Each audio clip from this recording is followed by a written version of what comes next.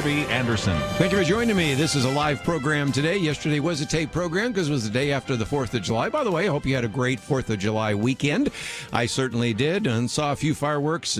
Even got to watch the Texas Rangers last night. There were no fireworks there, but nevertheless, certainly a lot of things happening. And so we're going to spend some time in this first hour really just talking about some things that might kind of help you find peace in the midst of all of the things that we are talking about.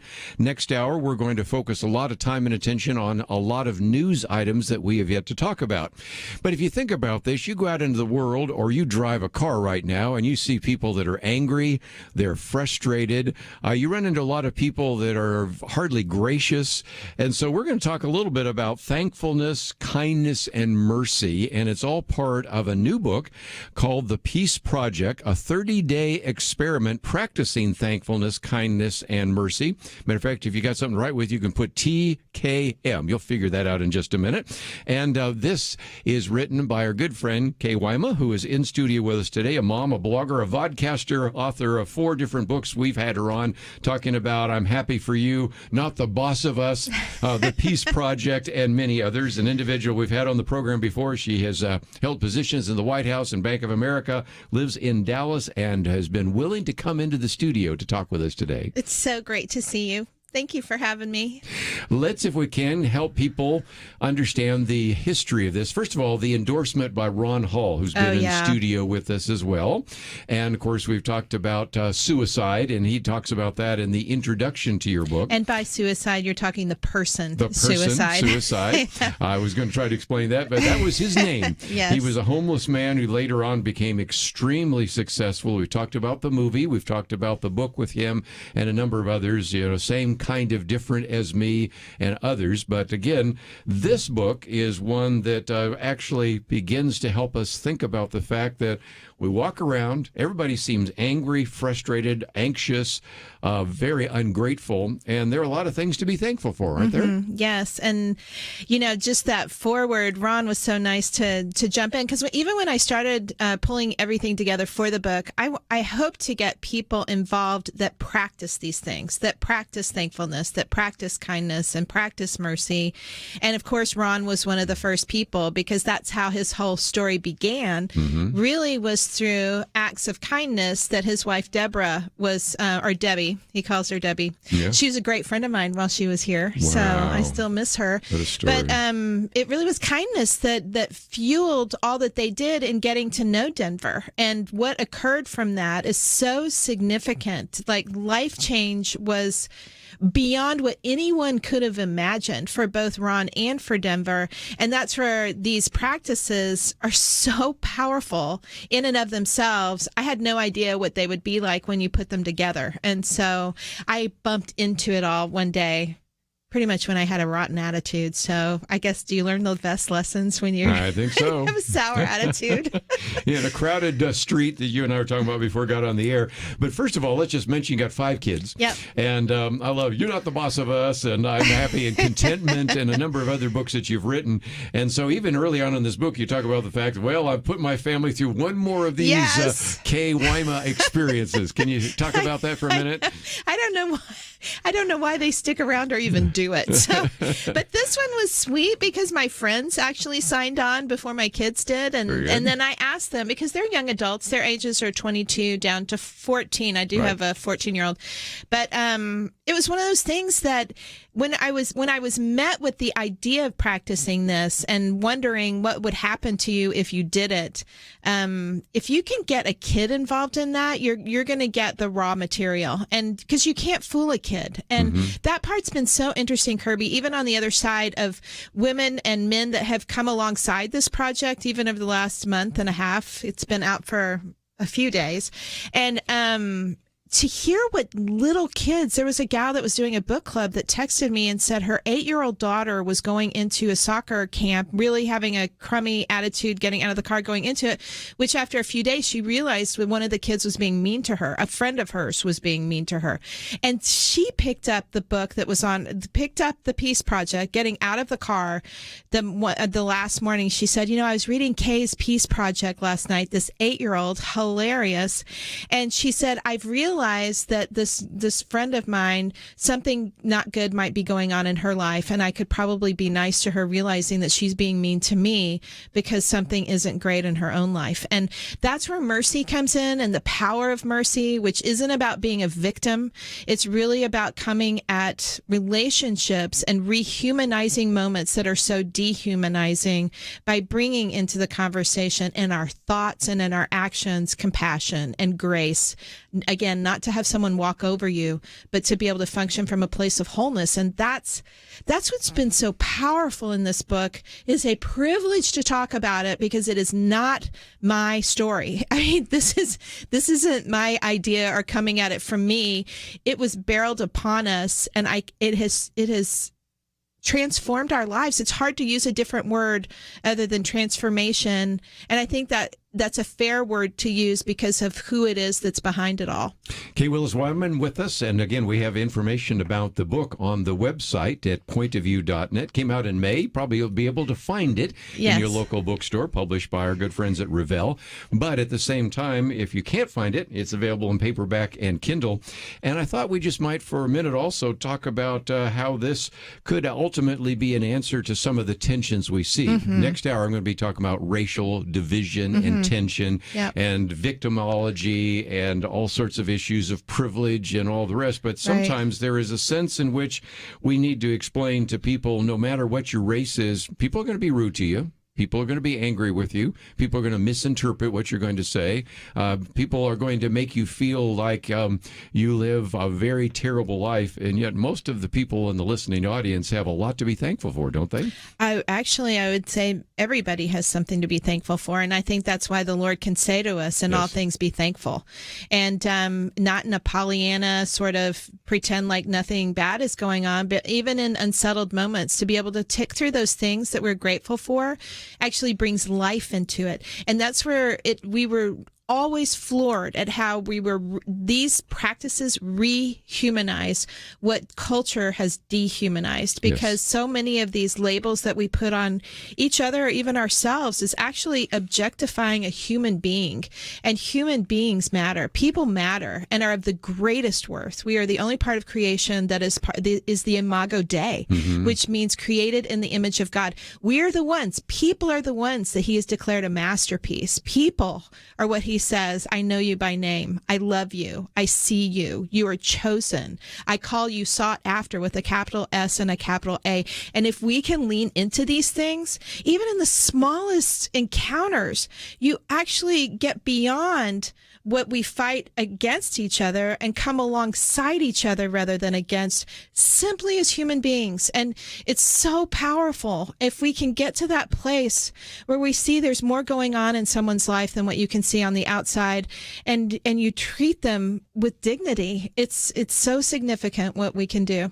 Let's take a break, and when we come back, we're going to work our way through. There are 30 chapters, 30 days. 30 days. And we'll take our marching orders, if you will, from Kay and see how we can apply this to our lives. We'll be back right after this.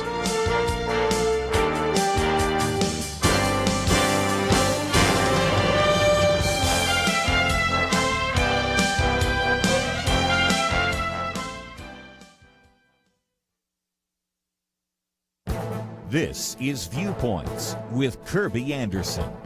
It's one thing to continually repeat the slogan voter suppression, but it is quite another to prove it in a court of law. The Biden Justice Department announced a week ago that it would file a lawsuit against Georgia because of its new election law. The U.S. Attorney General alleges that the new law would restrict the rights of minorities.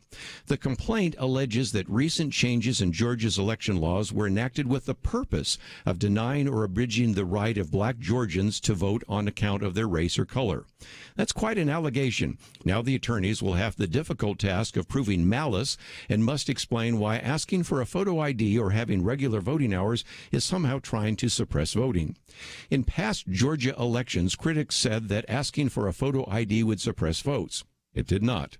Registration and turnout have soared in Georgia after such requirements were put in place. As one of the guests on my radio program noted, if the goal of past election laws was to restrict voting and implement what some have called Jim Crow 2.0, the legislators have been doing a terrible job. Another guest described how the election laws were much more restrictive in Delaware, Joe Biden's home state, than in any of the provisions in the latest version of Georgia's election laws. Here are 3 of the controversial elements of the Georgia law. See if you can figure out what is so discriminatory. In-person voters must have a photo ID or other identification like a utility bill. Absentee voters now must provide their voter ID number on their ballot instead of the current signature matching verification process. The bill also standardizes early voting hours. Other state legislatures will be watching this lawsuit. Let's be praying for judicial common sense in the final ruling. I'm Kerby Anderson, and that's my point of view. Go deeper on topics like you hear on Viewpoints by visiting pointofview.net. Pointofview.net.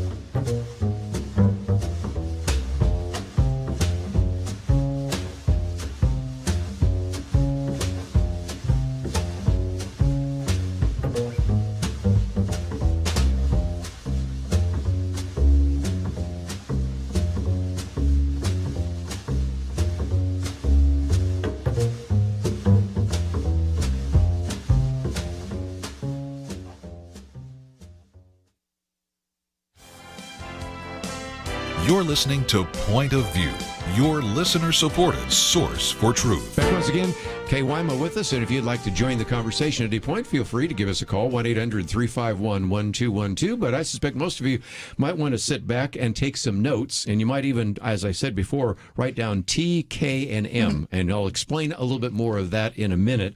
And one of the things you were saying about each person is valuable reminds me of the famous C.S. Lewis quote about there are no mere mortals. Right. You know, if you were to see someone in their glorified state, you'd be tempted to worship them, and yet every day we treat people as mere mortals, and this idea of thankfulness, grace, and all the rest helps us see beyond their problems, their difficulties, their flaws, to really understand that they're created in God's image and have value and dignity. Right, including the person in the mirror that's looking back at you in the mirror, which might be the hardest. That's the hardest one.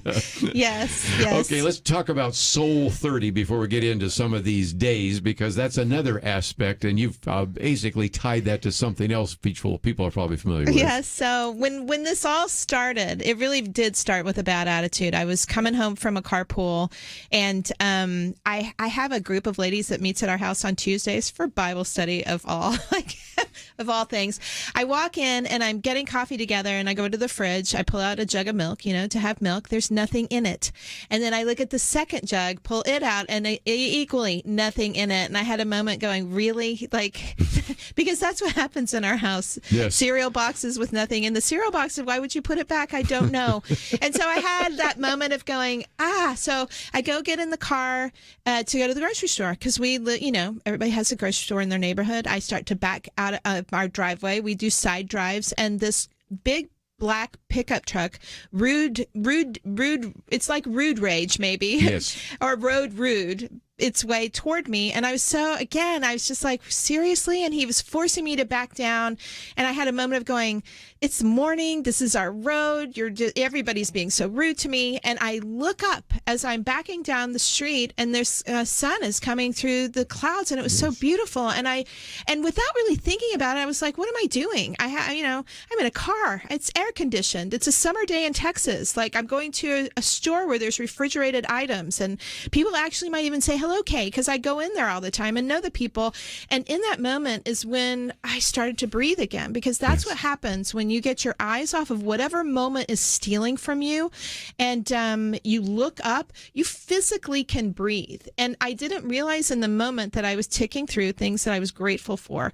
And so instantly I feel better physically, which actually is a physiological aspect that comes in your brain when you practice thankfulness. And at that point, I very happily backed backed up, going, please, like, go, because I had realized how ridiculous I was being. And there's an act of kindness, which again, physiologically makes you feel better. Like it's firing serotonin, endorphins, the dopamine is going. When you do an altruistic act of kindness, your blood vessels dilate. And so your blood pressure goes down. This is all happening in your brain. And as the guy drove by, I looked and I was sitting there going, I realized there was a person driving, and I had a moment going, I have no idea what's going on in that person's day. They could be running to the hospital. They could be late for work or a meeting. They could be a jerk, and jerky people kind of have long days and long lives. And without being over spiritual or anything, I prayed for that person. Good for you. I was like, just please let their day, whatever's going on that's making them feel that way, please let them find peace. And I felt great. Like I was on like euphoric high. I got a grocery store feeling great. I come home and I tell all these ladies, I was like, you're not going to believe what happened. Because if I had chosen the other, I could have crabbed about it and been like, you're not going to believe these drivers these days. But because all of that had occurred, the opposite was going on. If I had crabbed, I would not feel life at all. I mean, it steals from you, yet here I was feeling physically great. Okay. And as we started to talk about it, we realized, well, that was thankfulness, and there was kindness involved, and there was compassion, which is a part of mercy. And I was sitting there going, I wonder what would happen if you did that, like proactively did that.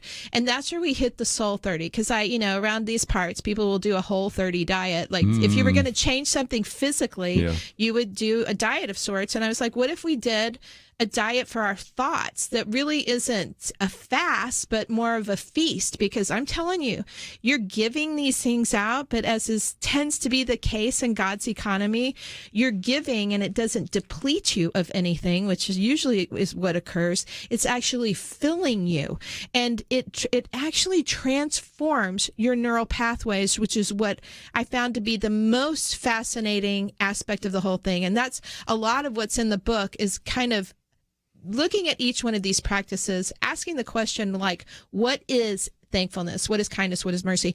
And why? Why does it impact your life and your day and your being in such a positive way, to where it literally invites peace and joy into moments that, for all intents and purposes, should be everything but that? Right, is amazing. As you said about thankfulness, it reminded me of a conversation we've had with Max Lucado, because he's also talked about the value of forgiveness. And I've oftentimes said on this program, practice forgiveness, even if you don't feel the person you're forgiving deserves it, because it's better for you. And the same thing about thankfulness. There is a sense in which we now recognize there are tremendous emotional and physiological benefits to things like thankfulness. And forgiveness. Forgiveness is a part of mercy. Yes. And a lot of times you're right, you don't want to do it. And so there's an action point, which goes in. One of the interesting things, I really did look at mercy going, what is mercy? Because it's such a mystery. And there was a Jesuit priest that defined mercy as the willingness to enter into someone else's chaos. Because the willingness part is you making that decision. Like with thankfulness, I'm going to be thankful for, or with forgiveness, I am doing this. And so there's a chapter on forgiveness. I love that you brought that up, because there's a Corrie ten Boom story. There's the famous one where she forgives the person that was the guard from the internment camp. But there's also the story that she shared about forgiving friends of hers. And she was floored at how she couldn't do it. That she would wake up in the middle of the night with bitterness in her heart, and she was like, how could I have forgiven this internment camp officer and I can't forgive my friends? And she shared it with a priest friend of hers, her struggle with it.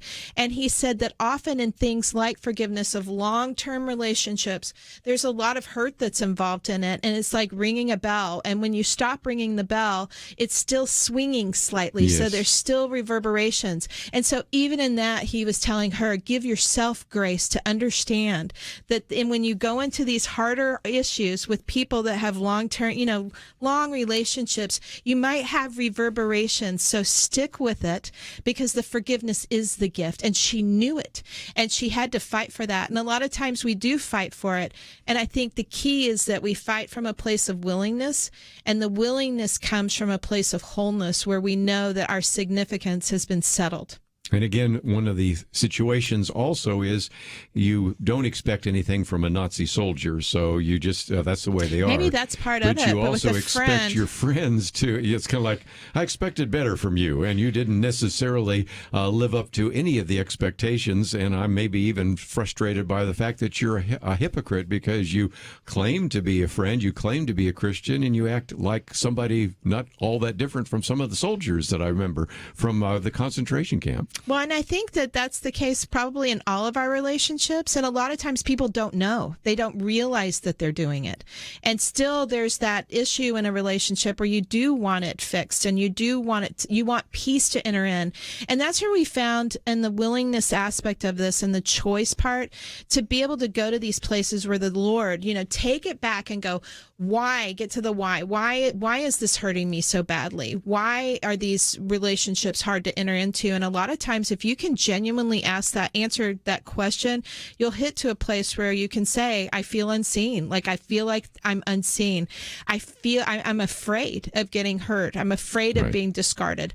And if you can come on the other side of that to be able to answer it with truth, with the Lord that says, you are seen. And my name is Elroy. I see you all day, every day. Because I chose you, you belong. And answer these very core issues that we do as human beings. We struggle with them all the time. In my wake, God bless the people that are in my wake, like that are in my chaos, including myself, And that's what we've found through this whole process.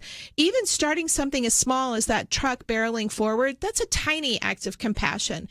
And all those things prime the pump for bigger acts of compassion and concern and grace and forgiveness and letting go and being kind to the people that are next to us as well as ourselves, coming from a place of wholeness. And it's phenomenal to practice.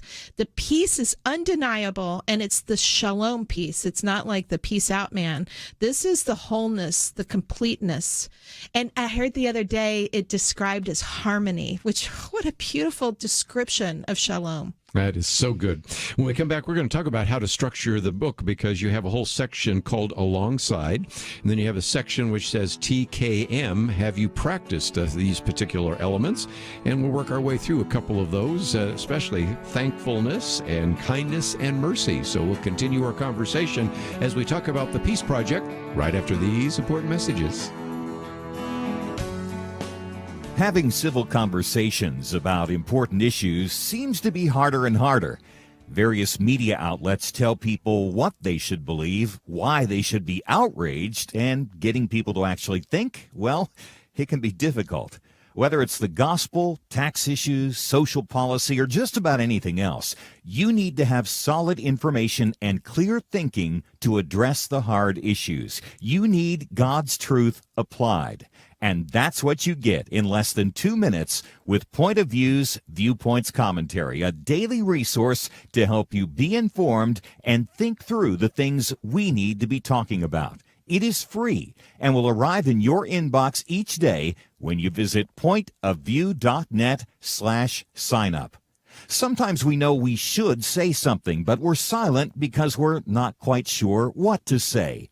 Viewpoints Commentary can help you break the silence and change the narrative. It can make you a more equipped agent for truth. Get your free subscription to the Viewpoints Commentary at pointofview.net/signup.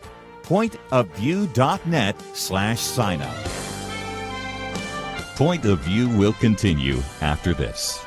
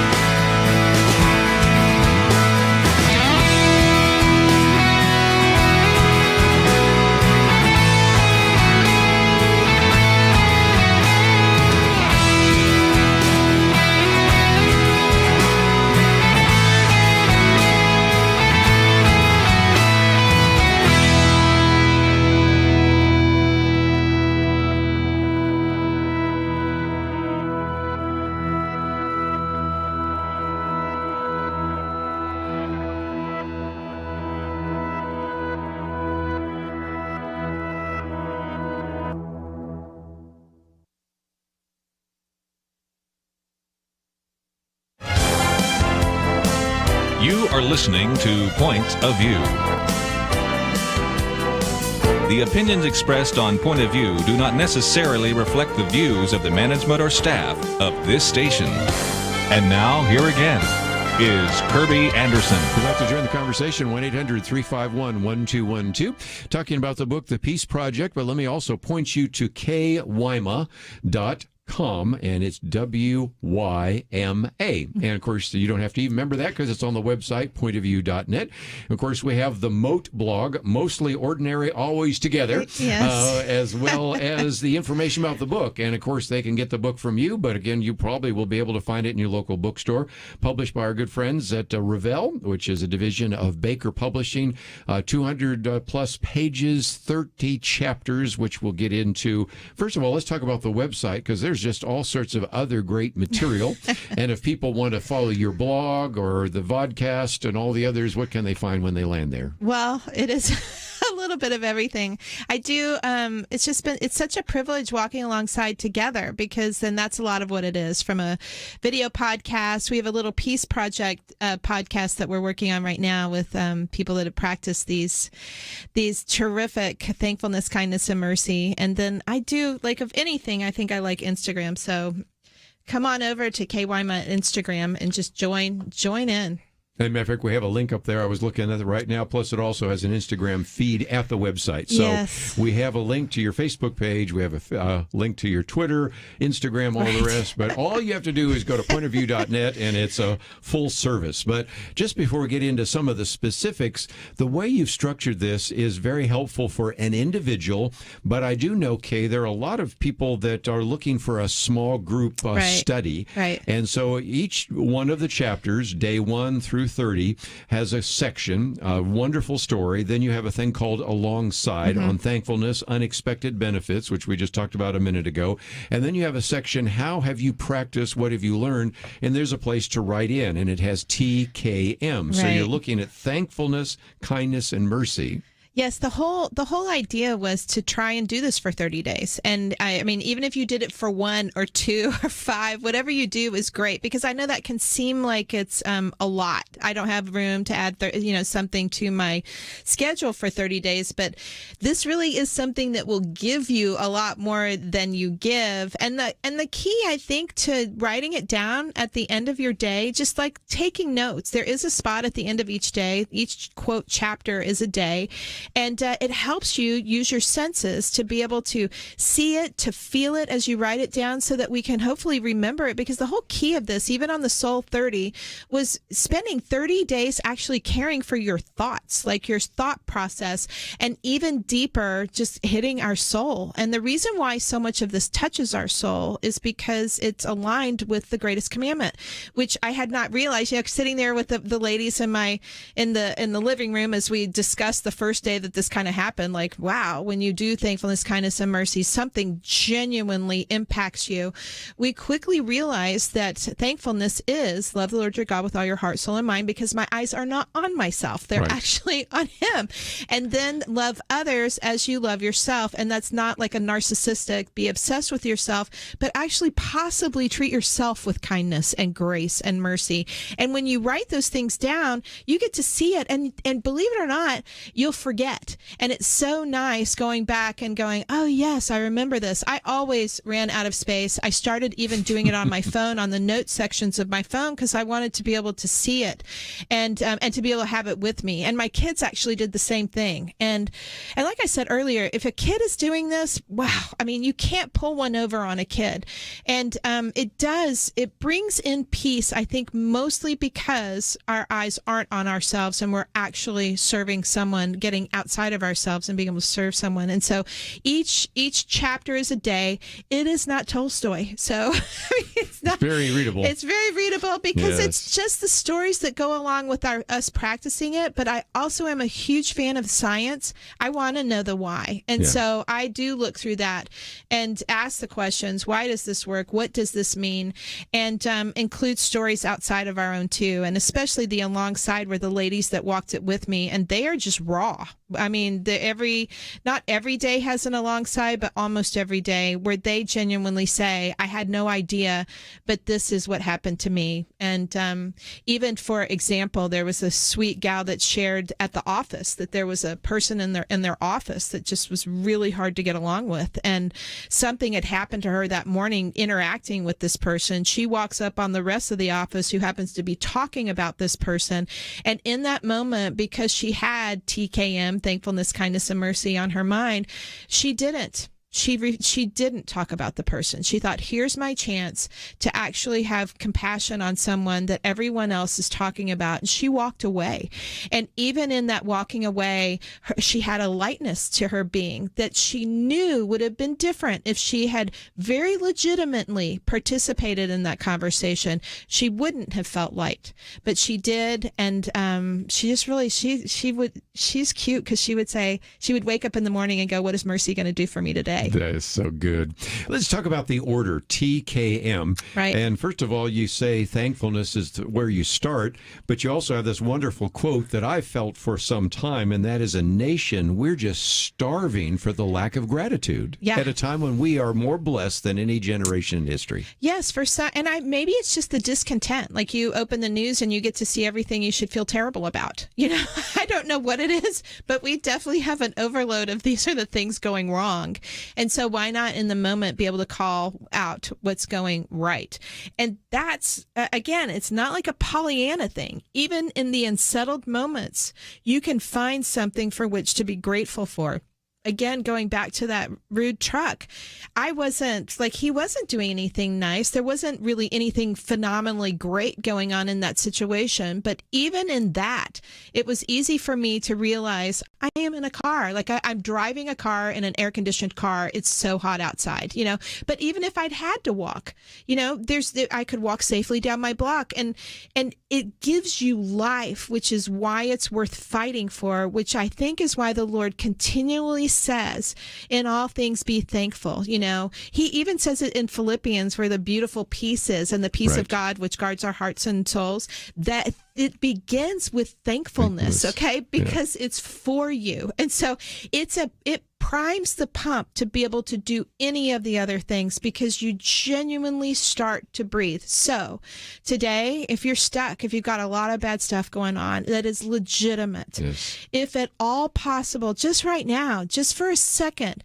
think about one thing that you can be thankful for. Say it out loud. Make a little note of it and just lean into it just for a second. And if you really can't even go to that level, ask the Lord to help you to be able to see something that you have to be thankful for, and invite him into the process to remind you, gosh, that you are seen and you are known and you are loved and you are cared for. It may not feel like it from the people walking alongside next to you, and you may not feel like loving yourself, but there is one who does and gave a lot for it, because you're worth it. And again, that is T, thankfulness. The other one is K. And I love your quote from Mark Twain. I've never seen it before. Kindness is the language which the deaf can hear and the blind can see. But you also talk about this idea of be brave and be kind, because in some respects, there's a risk, isn't there? There is a risk, because you can be rejected. Yes. And that again goes to the willingness. Willingness was probably one of my favorite words out of all of this, because if you're practicing kindness from a place of wholeness, then rejection or not rejection is irrelevant, as is somebody needing to know that you practice the kindness. Because the hardest part is practicing kindness and completely walking away without any fanfare or without telling anybody, simply doing it to do it. It's hard, but it's so powerful. And it can be anything. Kindness, there is no act that is too small. And kindness can come from words, saying a kind word to someone. You can do that today. Kindness comes from listening. Like, we are so quick. Again, in this day and age where it's hard to be thankful, it's hard to listen to somebody because everybody's so quick to respond. They're thinking of their response rather than answering or listening. It's like barely listening to each other.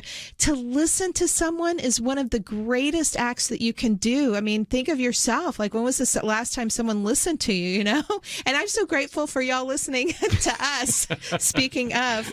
But, there's acts of kindness that pave your path all day, every day, and just grab them and go for it. And it will put fuel in your tank like very few things can.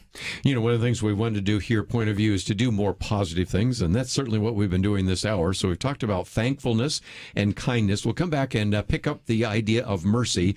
But again, if you have just happened to join us, we're talking about this wonderful new book, The Peace Project, the 30-day experiment, practicing thankfulness, kindness, and mercy. Kay is in studio with us today and going to be with us for just a little bit longer before she goes on to her busy day. It is published by our good friends at Revell, which is a division of Baker, about 200 pages, 30 different chapters. Again, I commend to some of you that are teachers, got a whole section here where they come alongside. Then there's a TKM, have you practiced, what have you learned? And I think it would be certainly helpful for any of us to go through it individually. But imagine getting a whole group to go through this for 30 days. I think that would change everything. We'll come back and talk about the other M, TKM, mercy, right after this.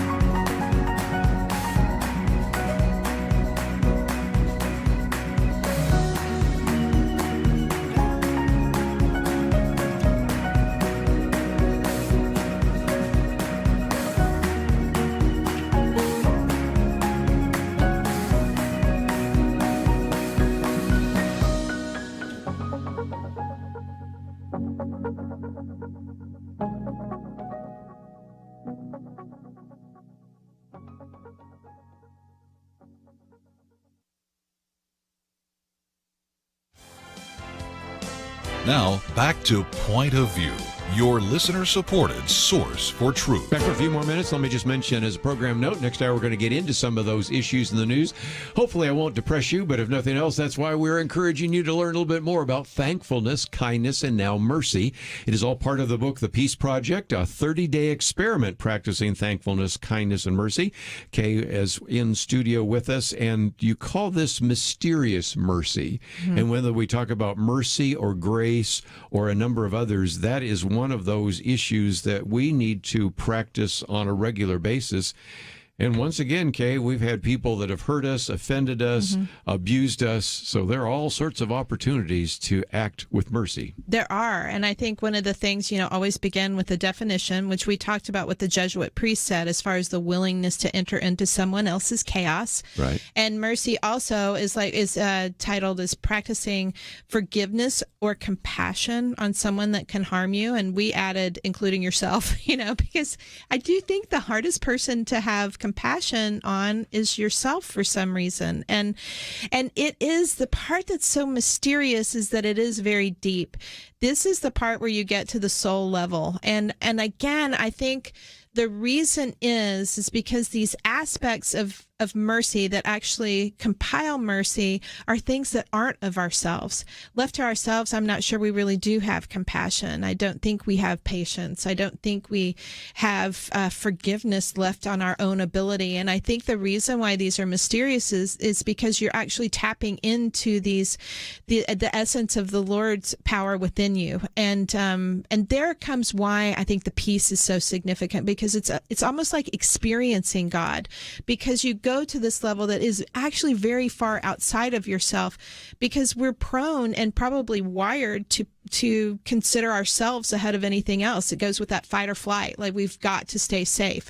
And so even as things like fear, anxiety, or worry enter the picture, we're going to go quick to defend ourselves and to shore up or to even build a wall. But none of those things help us as much as possibly seeing beyond what is seen. It is a very hard thing to do. And I think that's why it's mysterious. And the power of the mercy is significant. It's one of the hardest aspects of the entire practice. But gosh, and I think it's endless, actually. And it's been very powerful for each one of us. And it was hilarious having my kids call me out from moment to moment going, "Mercy, Mom," as I'm frustrated with, they did that one time in the car. I was so, somebody was sitting there, the light was green, and because we are always in the car apparently, and I was like, "Just go," and one of the kids in the back said, I'm glad you're not Jesus, because I really didn't. I was sitting there going, "You're right." And that's part of coming alongside each other. It is so helpful. Kerby said that at the end of the, when we went out at the last break,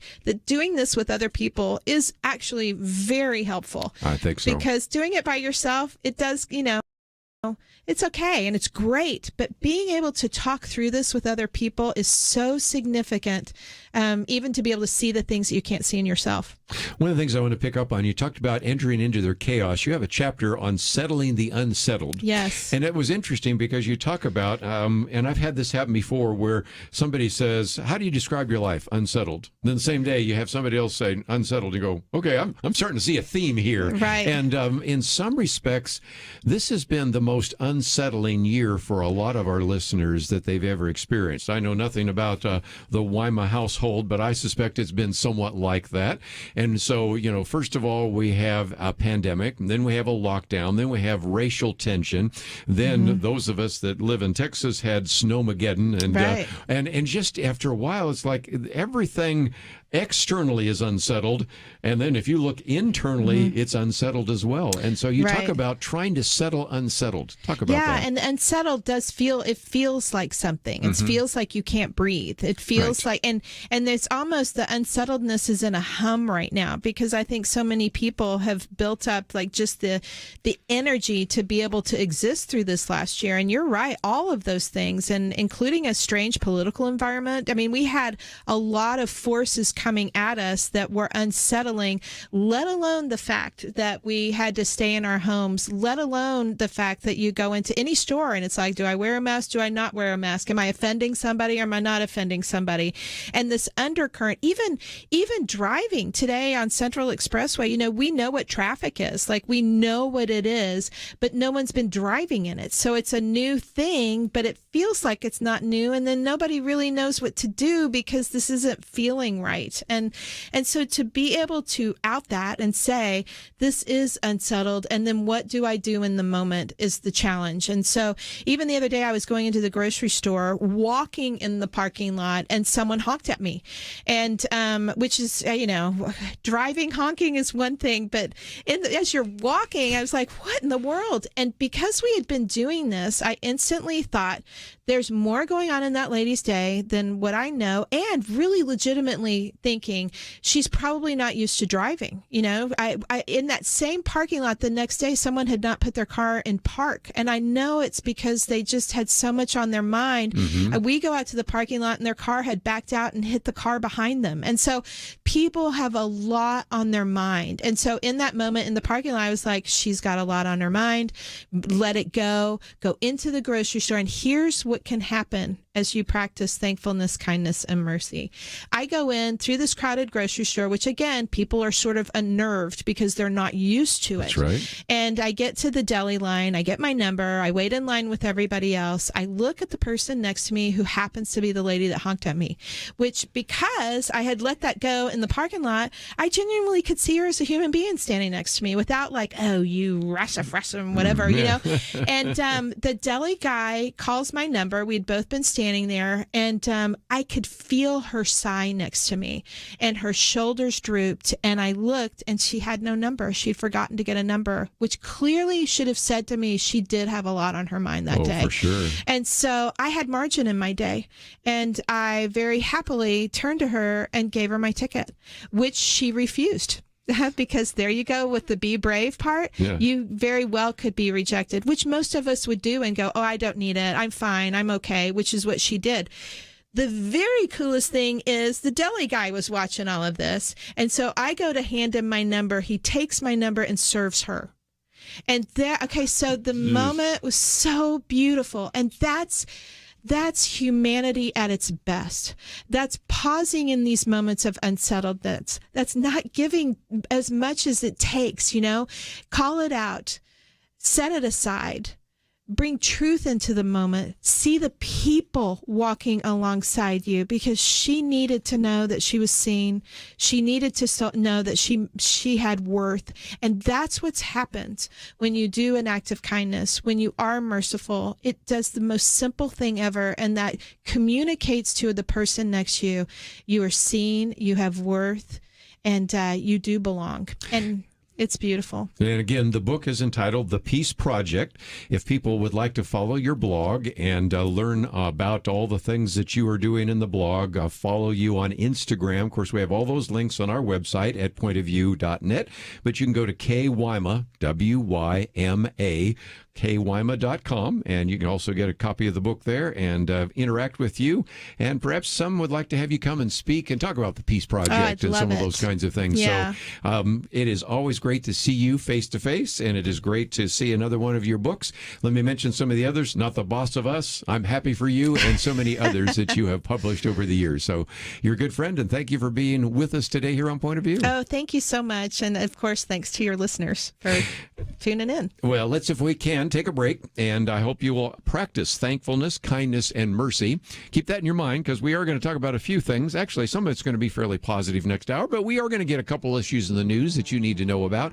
And so we're certainly dedicated to helping you know how to articulate a biblical worldview, but as you'll find out, also knowing how to defend a biblical worldview, because some people aren't going to be quite as nice to you as Kay has been to me today. So we'll take a break and talk about that right after this.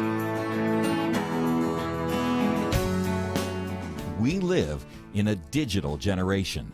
Point of View is reaching this often overly plugged-in generation with truth. You can keep up with us 24 hours a day using your phone, your tablet, your laptop, or your desktop. Search for the Point of View radio talk show on Facebook, where you can keep up with today's issues, learn about current and upcoming guests by liking us on Facebook. Also, follow us on Twitter. Our handle is @Point of View RTS. That stands for Point of View Radio Talk Show. Learn, interact, make a difference with Point of View using new media. And here's one way you can make a big difference.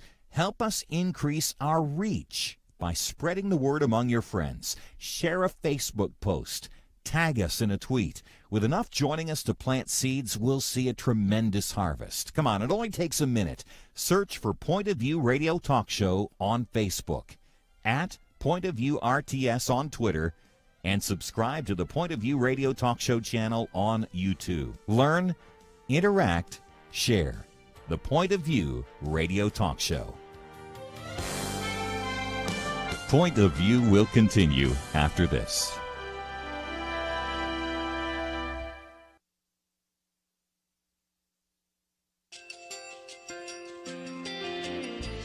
I just want to thank you so much for all the wonderful programming you have.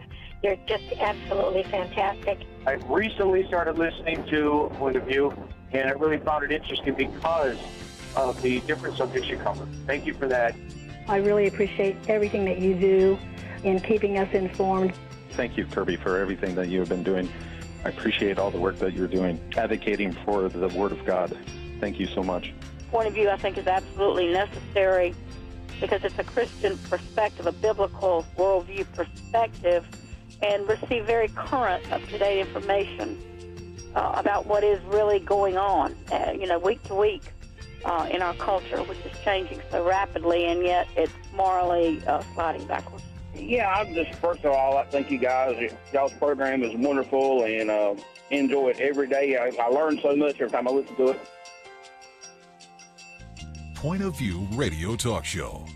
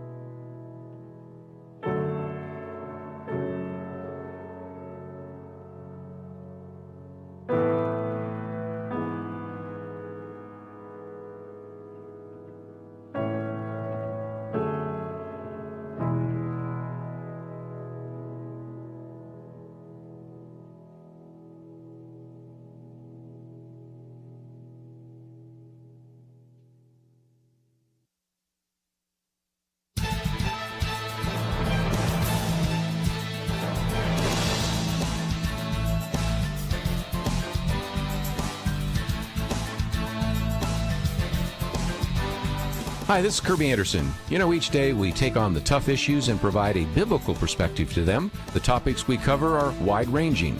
Apologetics, theology, prophecy, creation and evolution, intelligent design, marriage, family, child-rearing, the millennial generation, trends in society, politics, economics, business, religious liberty, the Constitution, public policy, foreign policy, military policy, tensions in the Middle East, abortion, homosexuality, pornography, sexual ethics, media, technology, history, and America's godly heritage. We talk about anything that affects your faith, your family, or your freedom. So don't go anywhere, because Point of View continues right now.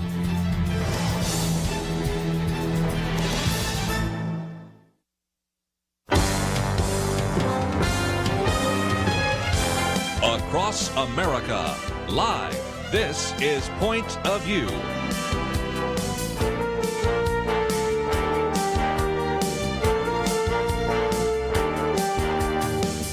And now, Kerby Anderson. Thank you for joining me this hour. We're going to spend some time just going through a couple of the articles that I've posted. First of all, the original schedule for this particular hour was to spend a little bit of time talking with our friend Tom Gilson. He writes for The Stream, and he actually posted a piece the other day, 1,000 articles and 3 major trends. He was planning to be on the program here. He pulled a muscle. Apparently, it is a really significant one, and he's involved in pain management right now, I think in an emergency room. So I said, okay, he gets a pass. But this article was worth mentioning even if he will not be on the program. And it's, I think, an illustration of how, once again, we want you to think about these issues with a level of discernment and recognize that there are different trends that we see. And what he was looking at is, after kind of evaluating over 1,000 published articles, I assume most of those were in The Stream. By the way, I was just meeting with somebody about 2 hours ago that had never heard of The Stream. And if you don't know what I'm talking about, it's a website which is Christian-oriented. And I mean Christian in the broadest sense. I mean, some people, Catholic, Protestant, Anglican, all sorts of people along the denominational spectrum. But, of course, you will see Jay Richards and Mike Huckabee, John Smirek, and all sorts of other people, including Tom Gilson and many others that write for that. And he pointed out that after going through 1,000 of these articles, he noticed a couple of trends.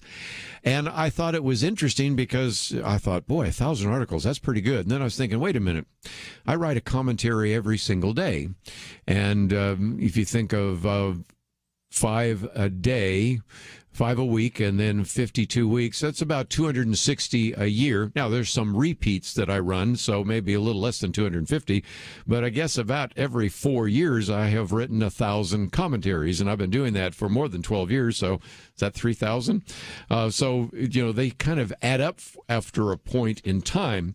But the point he was making is that after he and his wife were celebrating this, it caused him to go back and look at some trends, and it's helpful for us to recognize this, because sometimes something that seems like a really big issue, like right now, fades pretty quickly. And one of those is the fact that he started noticing that he was writing in the early days of this about 2 themes. One was the so-called new atheism. The other was intelligent design. And isn't it interesting how that's changed? Because back when he started writing some of these articles, you had the so-called new atheists. Well, that would be Richard Dawkins, Daniel Dennett, Sam Harris, and a number of others. And he was talking about how to, as Christians, respond to some of the arguments of the new atheists, and how, in some respects, they were oftentimes quite wrong in the statements they would make from a philosophical point of view, a logical point of view, maybe even a scientific point of view. But he also points out that one of those books, The God Delusion by Richard Dawkins, was a New York Times bestseller for more than a year. Christopher Hitchens wrote God is Not Great, How Religion Poisons Everything. And you have Daniel Dennett, The Four Horsemen of the New Atheist. And so you had this idea that they were going to just really dominate, and that this would be a really difficult time for Christians to respond to the atheist arguments, until he points out that they pretty much faded. I mean, how many books by the so-called new atheists do you see on the New York Times bestseller list? How many times do you run into people that are quoting the latest argument from the so-called new atheists? Not very often. Those ideas still have a currency, and you will still, out on Facebook or Twitter or Snapchat or TikTok or anyone, run into some of these atheist arguments, even if they don't even know who those people are.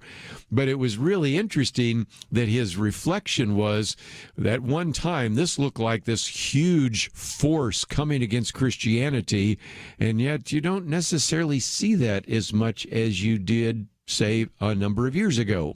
Which brings us to the other one that I'll talk about, and that is the whole issue of intelligent design. Because when the intelligent design movement kind of sprung up, and that, again, he mentioned some of those individuals, Philip Johnson, Michael Denton, Michael Behe.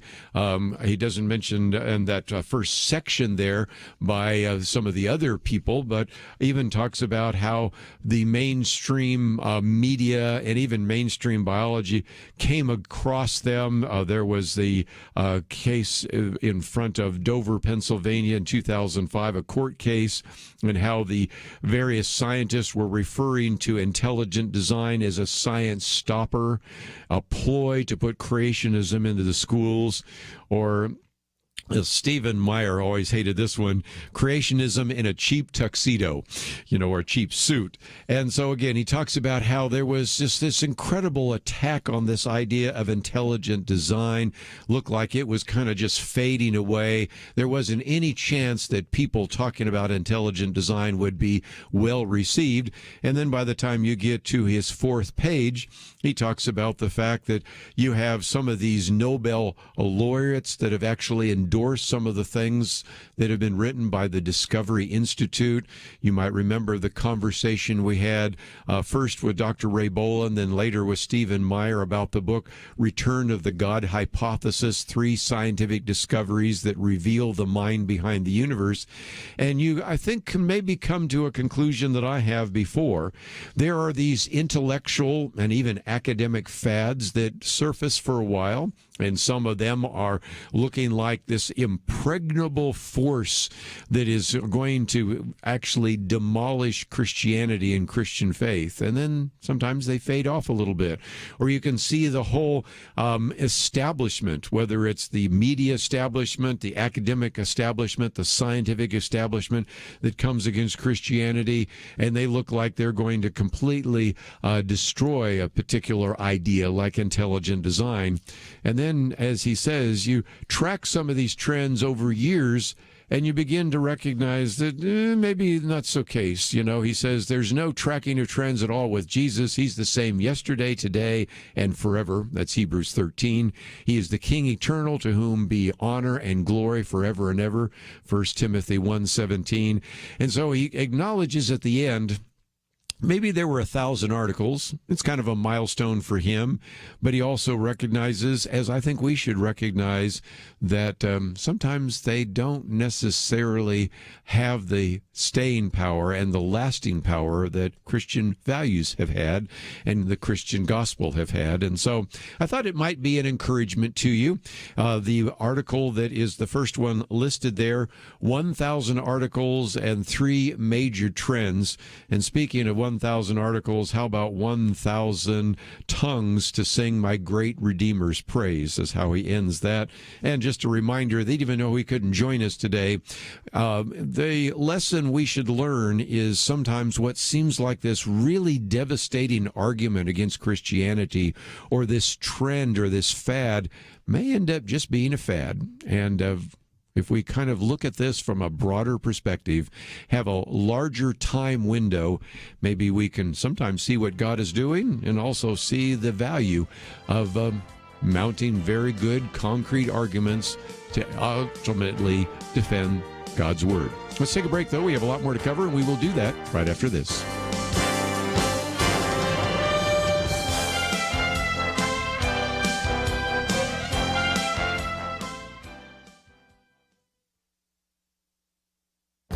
This is Viewpoints with Kerby Anderson. It's one thing to continually repeat the slogan voter suppression, but it is quite another to prove it in a court of law. The Biden Justice Department announced a week ago that it would file a lawsuit against Georgia because of its new election law. The U.S. Attorney General alleges that the new law would restrict the rights of minorities. The complaint alleges that recent changes in Georgia's election laws were enacted with the purpose of denying or abridging the right of black Georgians to vote on account of their race or color. That's quite an allegation. Now the attorneys will have the difficult task of proving malice and must explain why asking for a photo ID or having regular voting hours is somehow trying to suppress voting. In past Georgia elections, critics said that asking for a photo ID would suppress votes. It did not. Registration and turnout have soared in Georgia after such requirements were put in place. As one of the guests on my radio program noted, if the goal of past election laws was to restrict voting and implement what some have called Jim Crow 2.0, the legislators have been doing a terrible job. Another guest described how the election laws were much more restrictive in Delaware, Joe Biden's home state, than in any of the provisions in the latest version of Georgia's election laws. Here are three of the controversial elements of the Georgia law. See if you can figure out what is so discriminatory. In-person voters must have a photo ID or other identification like a utility bill. Absentee voters now must provide their voter ID number on their ballot instead of the current signature matching verification process. The bill also standardizes early voting hours. Other state legislatures will be watching this lawsuit. Let's be praying for judicial common sense in the final ruling. I'm Kerby Anderson, and that's my point of view. Go deeper on topics like you hear on Viewpoints by visiting pointofview.net. Pointofview.net.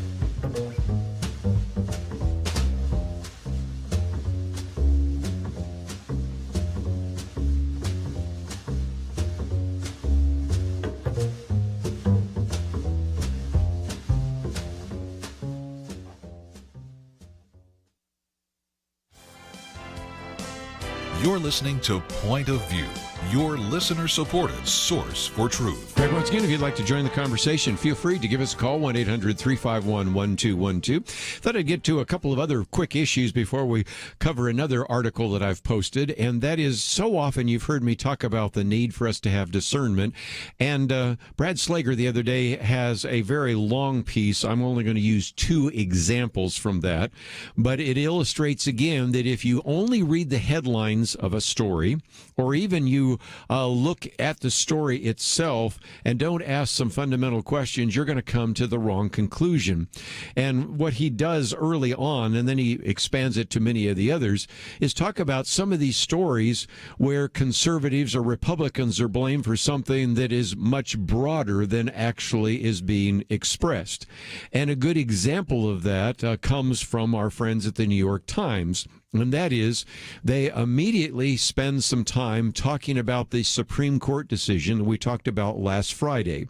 If you're not familiar with that, this is a story that actually comes out of California, which was a question as to whether or not you could actually disclose the donors to a particular organization, a particular political philosophy, a particular election initiative, whatever it might be. And the Supreme Court actually struck that down 6-3. Now, so far, so good. It's a 6-3 decision. But the New York Times, and I'm not sure if this was in the writer or the editor, although I suspect that since it's also in the article, the writer actually talked about the fact that the court, siding with conservative groups, said that the disclosures could lead to harassment. Now, this is a case in which it would be fair to say that it was a whole lot more than conservatives. As we talked about last Friday, you might remember Penna Dexter and Dr. Merrill Matthews talked about the fact that you had groups from as widely divergent as First Liberty and Kelly Shackelford's organization, all the way to the ACLU, to various LGBTQ groups and others, actually all filing briefs wanting to actually prevent this particular action from going forward. So it would be fair to say that it was a lot more than conservative groups. And I thought it was interesting that Casey Maddox put it this way. He says it's possible that no constitutional case has ever seen the diversity of amicus briefs as much as in this case. They include religious, secular, LGBT, pro-life, pro-choice, racial justice, animal rights, human rights, colleges, ballets, museums, and much more, who all filed briefs in the case. I think it'd be fair to say that you couldn't call the LGBT groups, the pro-choice groups, the animal rights groups, and some of these other museums as conservative groups. And so you, I think, once again see this kind of reflexive bias that says, I don't like the decision, and since there were 6 individuals on the Supreme Court who are oftentimes identified as conservative justices, which sometimes is true and sometimes is very definitely not, I will talk about the fact that the court sided with conservative groups when the number of briefs that came from groups that weren't conservative outnumber the ones that were conservative. So you can definitely see, again, media bias. Well, let's move from our friends at the New York Times to our friends at USA Today. And this one has to do with the whole issue of trans athletes, which is beginning to be a big issue as we get closer to the Olympics. But again, the USA Today says that this problem of trans athletes is a problem caused by conservatives. And yet, if you look at this, let's again, first of all, give you the quote from USA Today. A majority of states introduced bills that this year would bar transgender students from girls' and women's sports. A USA investigation found supporters rely on specious claims and half-truths. First of all, this particular article reminds us this ignores, even if you want to just blame the conservatives, on a number of athletes, parents, school officials, and others who also are very concerned about this as well. And so you can go to some of the other columns that have come out, one in particular saying men and women's bodies are different. It's not rocket science, it's biology. It turns out biology is one bigoted son of a gun, as one person put. But again, the blame for wanting to prevent individuals who are identified as trans females, again, the definition of that is a person who is born as a biological male who, because either he, now she, believes they are female or maybe has had various alterations, now is allowed to compete with females. That is, once again, laid at the feet of conservatives. And again, you can see whether you look at the New York Times or USA Today. By the way, one of the other people that I want to have on the program in the future, Michael Nolan, has been actually talking about there are even statements in that USA Today article that argue that there is no difference between the strength of men and women. And if you still disbelieve that, and that they are equal, just do arm wrestling and see whether or not you come to that conclusion. But again, just an illustration of why, whether you read the headlines or sometimes the articles, you need to have some level of discernment. Which brings me to another piece that I wanted to mention, because on Friday we have a commentary that I have coming out talking about the narrative, and it's another great illustration of how sometimes this bias shows up in reporting. reporting. Now, if you actually have the booklet that I've produced on the media bias booklet, and we do make that available to those of you that would like to get it, I do point out the fact that the narrative is a very important part, and this is something that I cover early on in the booklet. But there was an article that came out recently by Wilfred Riley in which he has also documented how the narrative sometimes conditions what you read, see, and hear. And a good example of that is one we've been talking about for weeks, and that is the origin of the virus. Early on, once the media discounted the idea that the virus could have come from the Wuhan Institute of Virology, that locked into place the narrative that was used by the establishment media. And so as a result, it was always referred to then as a conspiracy theory and was considered taboo. And once you have the narrative in place, the narrative in the minds of the writer and the editor says, I'm going to discard any facts that don't fit the narrative. And thus, even as over the last 14 months, people have been citing pretty good evidence to suggest that the virus came from the Wuhan Institute of Virology. Nevertheless, that was never considered, and that was eliminated from any story. But it also, in social media, could get you banned. One person was actually banned permanently because of that, simply because they were suggesting that. Now, all of a sudden, almost 13 months later, it has now been at least somewhat socially acceptable in the media establishment to consider the plausibility that the virus leaked from the laboratory. Another example that is in the commentary there is how the drug hydroxychloroquine or others were eliminated early on, probably because Donald Trump actually talked about it and thought that it was effective. And only now are we seeing very rigorous studies pointing out that it does seem to increase the survival rate of COVID patients. And then the last one I mentioned real quickly is the story that came out just the other day in which they pointed out the park police were the ones that actually decided to use tear gas. But the narrative has always been that President Trump ordered tear gas against the peaceful protesters in Lafayette Square so that he could stage a photo op in front of St. John's Episcopal Church. That narrative has existed for more than a year, and now we find out after the fact that, again, the media narrative was more important than any of the contrary facts. And it's just one more illustration for why you need to exercise a level of discernment. And you might, as a skeptic, say, well, why should I believe you? And that's one of the reasons why I say don't always believe us. You will notice that I have posted a couple of very important articles so you can read it for yourself and come to the conclusion as you see some of the facts there. And those are listed there on the website, pointofview.net. When we come back, let me focus on my Viewpoints commentary today. One of my other articles is the Centers for Disease Confusion. A lot of people are blaming the former president for the reason that we don't have as many vaccinations as was predicted by President Joe Biden. And I think Sally Pipes does a very good job of answering that question. Then we'll get into the whole issue of history, critical race theory, and a variety of other topics. But in this last half hour, at any point, if you'd like to join the conversation, feel free to give us a call. 1-800-351-1212. We'll be back right after this.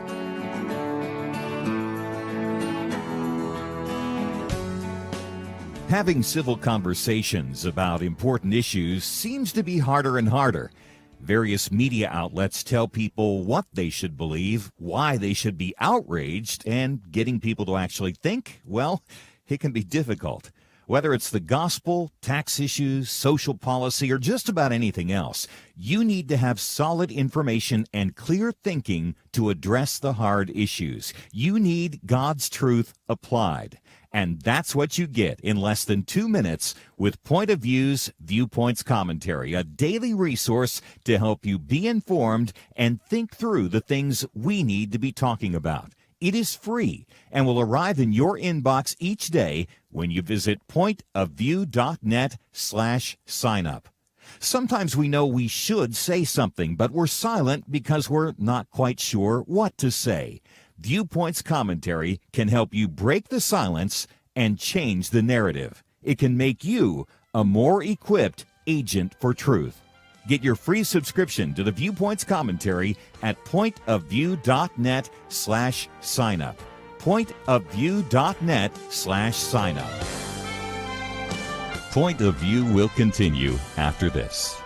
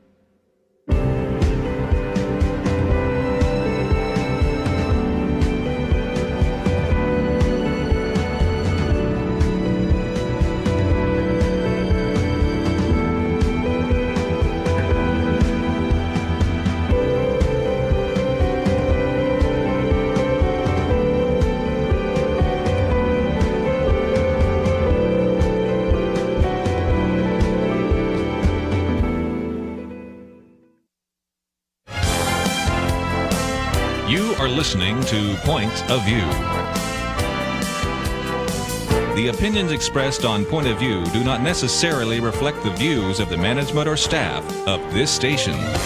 And now, here again is Kerby Anderson. Final half hour, if you'd like to join the conversation, 1-800-351-1212. My commentary today, and I thought I'd just mention it for a few minutes, is called Election Law Lawsuit. And it has to do with the decision that came down recently that the Biden Justice Department has decided to file a lawsuit against Georgia because of the new election law. And the amount of misinformation in that regard is a sad commentary. But to wonder if this was politically motivated is probably illustrated by some of the conversation we had last Friday, because we pointed out that the Supreme Court actually ruled 6-3. Again, we're back to that 6-3, that the election laws that were established by the state of Arizona were justifiable. In other words, they were constitutional. Now, that just came down. The lawsuit by the Biden Justice Department and by the Attorney General came before that took place. You may not necessarily be a lawyer or the kind of person that would argue a case before the Supreme Court. We are privileged sometimes to have people on this program that do that. And to a person, they have said that shows how politically motivated it would be. You might say, how so? Because if you're going to file a lawsuit and you're part of the Justice Department and you're the Attorney General and you're filing it against the state of Georgia, wouldn't you want to wait? And you would want to wait until a very important case before the Supreme Court having to do with the 1965 voter laws. Want to see how the Supreme Court ruled on that, because that will then actually be used as information to actually bolster your case or weaken your case, and you would need to respond to it. But the fact that this was filed before the Supreme Court case came down illustrates again that it was somewhat politically motivated, maybe even designed to try to convince one or two of the justices to change their mind. We do not know. But the reality is it illustrates again how politically motivated it is. And as I point out in the piece that I wrote before even the Supreme Court case came down, it's one thing to allege that voter suppression has taken place. It is quite another to have to prove it now in a court of law. I especially would not want to try to prove it right now, given the fact that you already have had the Supreme Court rule in favor of the Arizona laws that came down. The complaint, if you're not familiar with it, alleges that these changes in the election laws were enacted with the purpose of denying or abridging the right of black Georgians to vote on account of their race or color. Think about that. That's an allegation that is saying more than it does incidentally do this. Now you not only have to prove that the law, if it will, was wrong, you'd have to prove that there was malice behind it in the first place. And that's where I think you talk about getting out in front of your skis, over claiming more than you can defend, which is going to be very difficult because, again, is it malicious to ask somebody to actually have a photo ID before they vote? Is it malicious by trying to establish regular hours? And as, of course, we've pointed out before, but let's come back to this in case this is the first time you've heard us talk about that registration and turnout in the state of Georgia actually soared after the photo ID requirements were implemented a number of years ago. More importantly, you also have to understand that if this is an example of Jim Crow 2.0, which is the phrase that has been used more than once by a variety of people, ranging from Stacey Abrams to Joe Biden, you'd have to say, well, then by definition, these voter laws that are in the state of Delaware, which is the home state of Joe Biden, are then also Jim Crow 2.0 because they are much more restrictive than the laws actually implemented in Georgia. But again, I leave it to you to tell me what is so racist, so unconstitutional about this, because the Georgia law, it's SB 202, for example, says that in-person voters must have a photo ID. You say, well, that's got to be wrong because some people don't have a photo ID. Oh, well, then they can have another type of identification. It could be something as simple as a utility bill. Oh, okay. Number 2, absentee voters must now provide their voter ID number. Oh, well, that seems wrong. Well, this gets away from the problem they had before where you had to match the signatures. The signature matching verification process was open to entirely too much subjectivity. Here now, just give me your voter ID number and we're good. Also, of course, it's standardized early voting hours, which actually are more generous than you find in many states around the country. So again, if you think one of those is discriminatory, let me know. But it seems to me that these particular regulations, which were put into process and were part of the Georgia law, first of all, should not be sued, a lawsuit brought by the Attorney General and by the Biden Justice Department. It also, since I love baseball, should not be a reason why we should move the All-Star game from Atlanta to Denver, which I still think, if I might inject my baseball love for just a minute, they were going to give this incredible award to Hank Aaron, who played for what? The Atlanta Braves, and now this will be done in Denver in the Coors Stadium ballpark, and it's like... there are just so many reasons to be against that. And if you love baseball as much as some of us around the table, it just seems like a travesty. I won't call for you to boycott watching the All-Star game, although I'm thinking of it. But it just illustrates again how this insanity that is developed over something as simple as trying to have concrete laws to make it easy to vote but hard to cheat are the kind of laws that need to be implemented. But let's get to our next article. This one is from Sally Pipes. Sally Pipes has been with us before. She actually holds the chair, or actually I guess is the Thomas W. Smith Fellow in Healthcare Policy at the Pacific Research Institute, but she calls this America's Center for Disease Confusion. And we're going to hear a drum beat over the next couple of days. I've already heard it, and so I always try to give you a preemptive article so that you can understand what's going on, because you might remember there was a real goal on the part of President Joe Biden to try to get, I think it was about 70% of Americans vaccinated by Independence Day, and so far it's been like 66%. I'd say close, but that's enough for all the complaints. And, of course, you know the next statement that is made. We would have 70% of Americans vaccinated if it weren't for Donald Trump. And so, of course, she takes some time to explain that we've gone from a time in which we were actually vaccinating more than 1 million people a day. And let's give partial credit to Donald Trump and the rest of the credit to Joe Biden. That is something that happened under the Biden administration. But then it dropped down to about 800,000 shots a day, which is no small amount if you've actually thought about what it takes to jab so many individuals with a vaccine. I still think that that is certainly something that is worth some kind of acknowledgement. But nevertheless, Sally Pipes points out that really, if you're looking for blame, maybe you need to go back to looking at the Centers for Disease Control and Prevention, which she called the Centers for Disease Confusion, because they, in many cases, did some things that probably lowered the interest of people getting vaccinated.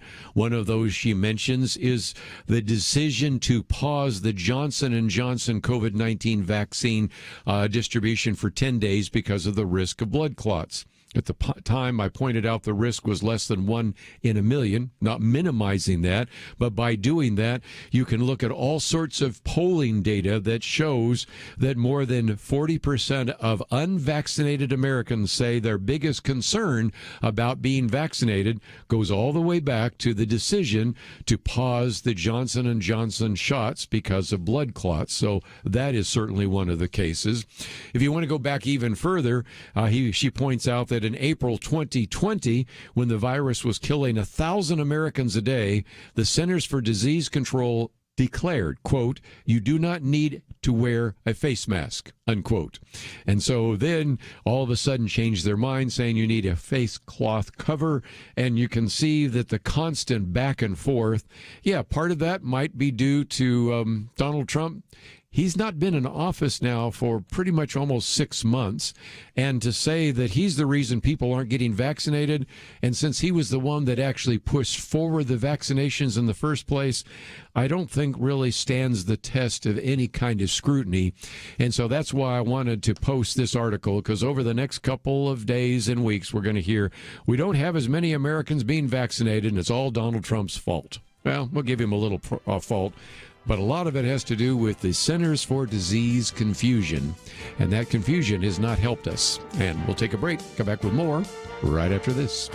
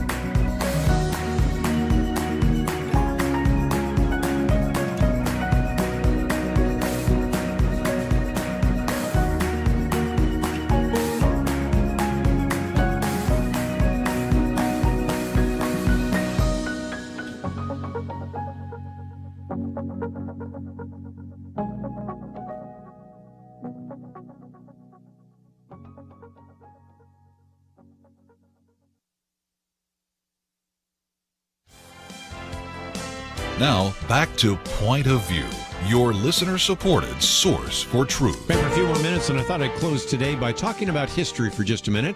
We just went through the 4th of July weekend, and I don't think I've ever heard so many people criticize this country and say that there is no reason we should even celebrate the 4th of July. I don't think I've actually heard so many people criticize the flag. And, of course, we've had some Olympic athletes that say we can't stand for the Star-Spangled Banner or the national anthem because the third third stanza, which nobody's ever heard of, actually mentions the word slave, which actually has nothing to do with slavery, but that's a whole nother story for another day. And so it's probably worth coming back to remind ourselves that we should celebrate this nation's history.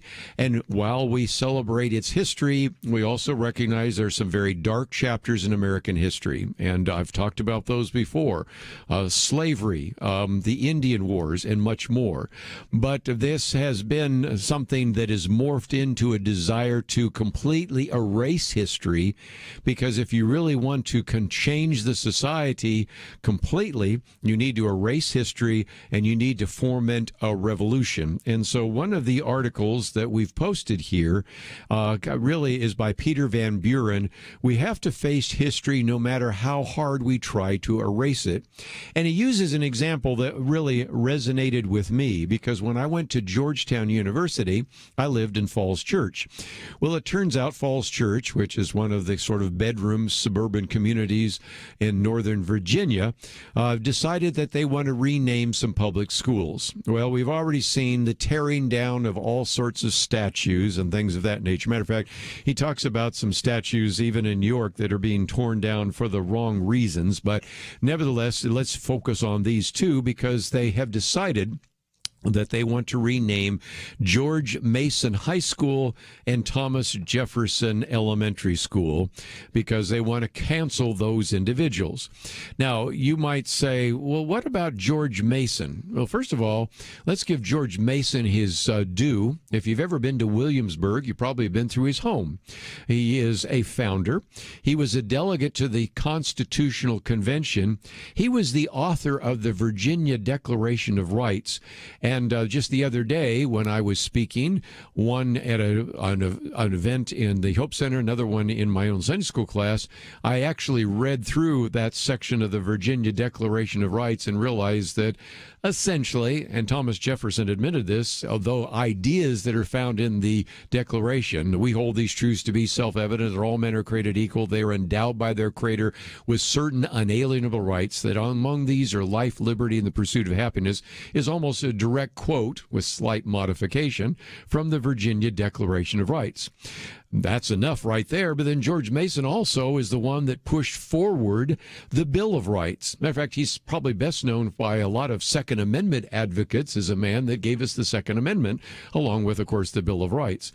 So to tear that down is pretty sad, especially since right next to that, you have George Mason University, which I suspect will still keep its name, but you just never know in this world where everything is getting stripped off. Of course, you have Thomas Jefferson. Yes, he did own slaves. Yes, Thomas Jefferson may have not necessarily been the best outstanding example of a born-again Christian, because he was probably more Unitarian with kind of deistic tendencies. But this was one of the individuals that served with such great distinction. He was the author of the Declaration of Independence, along with, of course, John Adams, Benjamin Franklin, Roger Sherman, and others. He was the first Secretary of State. He was the third President of the United States. And to just continue to just strip away all these individuals is an illustration of just the incredible desire to just kind of ignore our history. And the point that Peter Van Buren makes at one point is that we're going to maybe want to try to get rid of George Mason Road, Leesburg Pike. You got Cutlass Parkway. I mean, it goes through this whole long thing of, oh, man, once you start down this road, it's just going to never really end. And I think in the second page, he says, the thing that is hard for us to take these people seriously, but it's equally hard not to take them seriously because they really believe themselves. And this poses an important question. America did not invent slavery, racism, or discrimination. We can point to a moral struggle hundreds of years in process, including a civil war that remains the most costly conflict to Americans in body count and brutality. The founders struggled over how to deal with the system, and of course goes on to remind us of other countries that never actually tried to rectify this. He gives us examples from South Africa, Germany, and a variety of others, and then says, you know, what we basically have is what he now calls the Falls Church myth. That is, the belief that these insignificant changes in names add up to something. The change in the name of a school, tearing down a statue, does not change history. Even if you think it is a really sad history, it's a history we should learn from. And so I thought it was just a good piece to post for you to read more in its entirety, especially since we've just been through the 4th of July weekend, because the title is "We Have to Face History No Matter How Hard We Try to Erase It."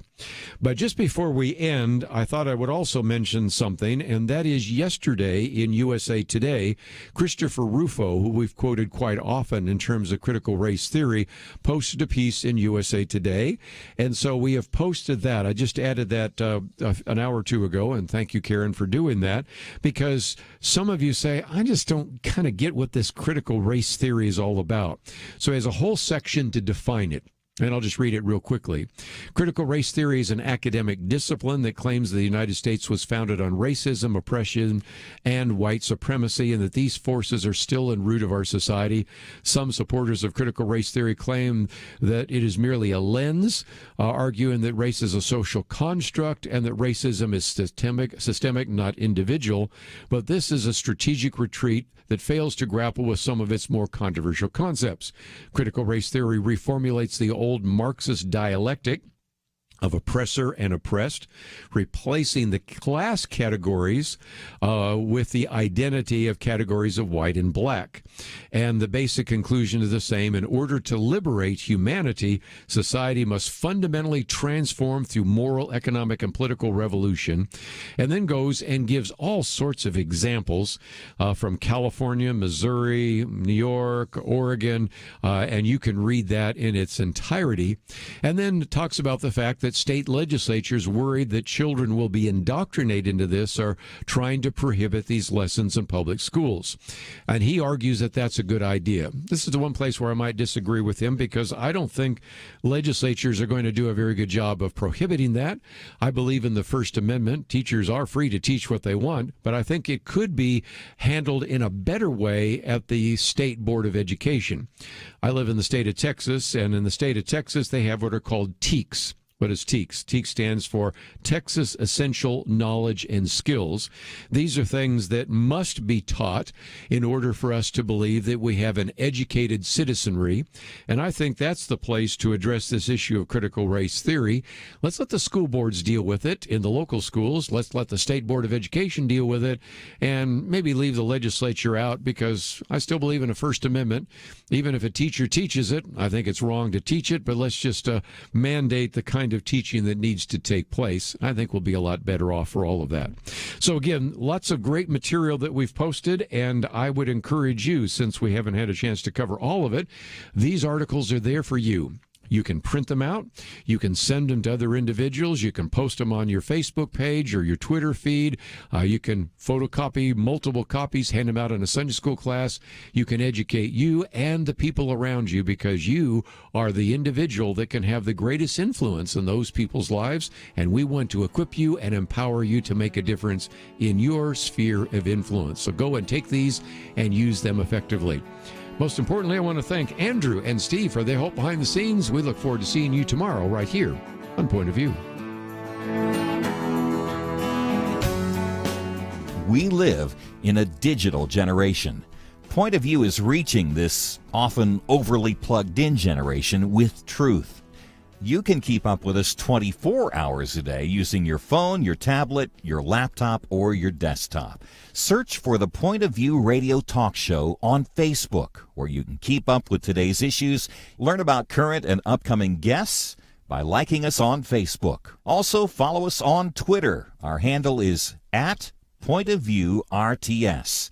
That stands for Point of View Radio Talk Show. Learn, interact, make a difference with Point of View using new media. And here's one way you can make a big difference. Help us increase our reach by spreading the word among your friends. Share a Facebook post.